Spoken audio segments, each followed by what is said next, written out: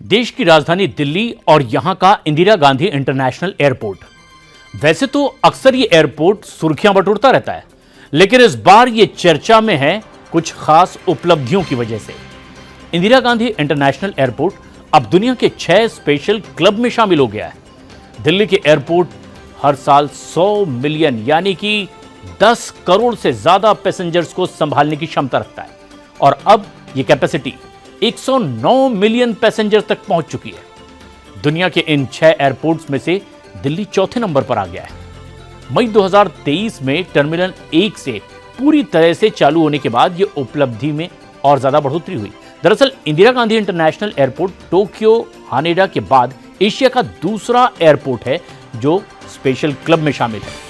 Delhi airport की overall क्षमता का और विस्तार करने के लिए टर्मिनल 2 के पुनर्निर्माण और आधुनिकीकरण की भी योजना पर विचार किया जा रहा है।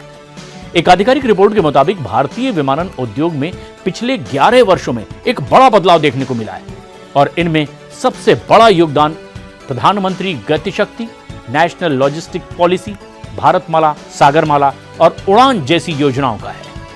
रिपोर्ट में कहा गया कि भारत में अब हेलीकॉप्टर, हेलीपोर्ट और वाटर एरोड्रम सहित 162 एयरपोर्ट चालू है, जबकि 2014 में इनकी संख्या सिर्फ 74 थी।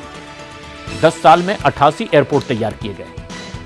संसद में पेश किए गए इस आधिकारिक आंकड़ों के मुताबिक 2024-2025 में भारतीय हवाई अड्डों ने 41.2 करोड़ यात्रियों को हैंडल किया।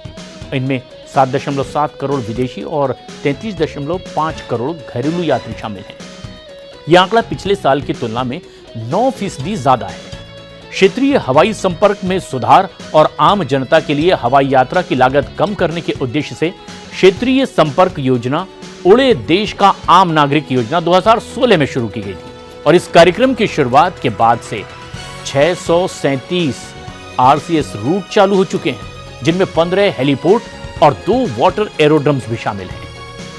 यह हेलीपोर्ट और वाटर एरोड्रम्स 92 लो सर्विस वाले एयरपोर्ट को जोड़ते हैं और इन बजट उड़ानों को 1.51 करोड़ से ज्यादा यात्रियों की यात्रा भी करवाई गई।